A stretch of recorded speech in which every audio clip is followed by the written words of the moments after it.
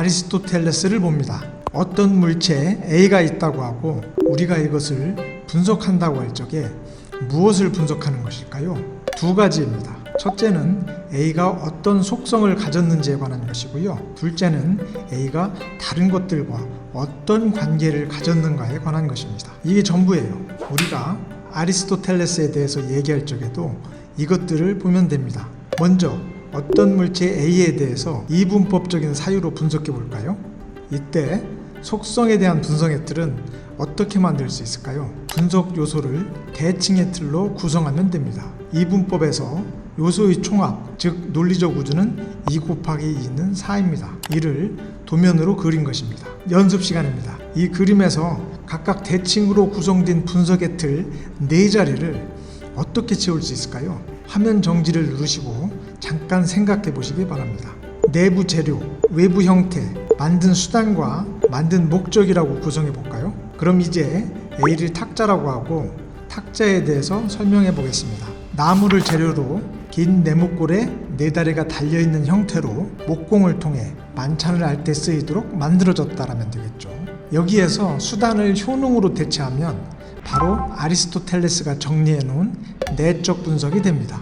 아리스토텔레스의 내적 분석은 지금도 유용합니다. 지금도 우리가 서양 사람에게 무슨 설명을 해야 할 경우 대칭적인 것을 모두 기술해주면 완벽하게 갖춘 것으로 보입니다. 예를 들어 평화를 강조하되 안보도 강화해야 한다고 하면 갖춘 것이 되는 것이죠.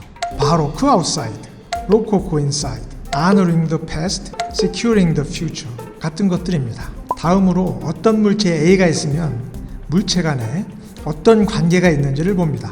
이것도 요소를 대칭으로 구성하면 됩니다. 전체와 개별입니다. 개별과 개별이 아닙니다. 왜냐하면 대칭으로 구성하여야 하고 개별의 대칭은 개별이 아니라 전체이기 때문입니다.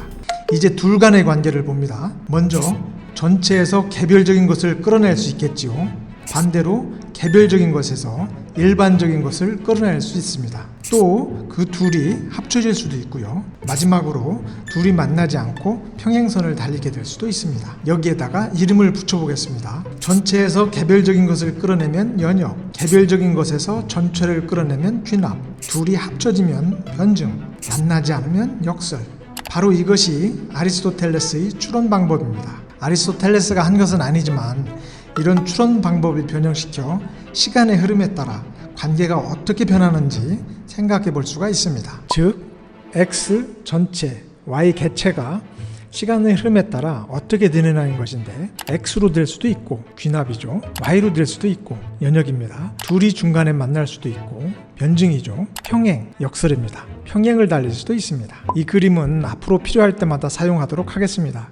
이분법적인 사고에서 반드시 동반되는 것이 있는데 가치 판단과 인과율입니다. 이분법적인 사고에서는 대상에 대해 가치 판단을 부여할 수 있지만 결과에 대해서도 가치 판단을 부여할 수 있습니다.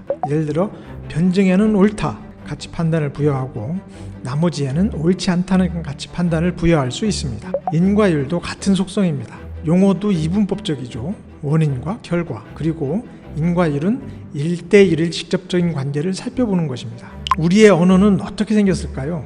연습 시간입니다. 마찬가지로 대칭으로 그림을 그리고 요소를 채워봅니다.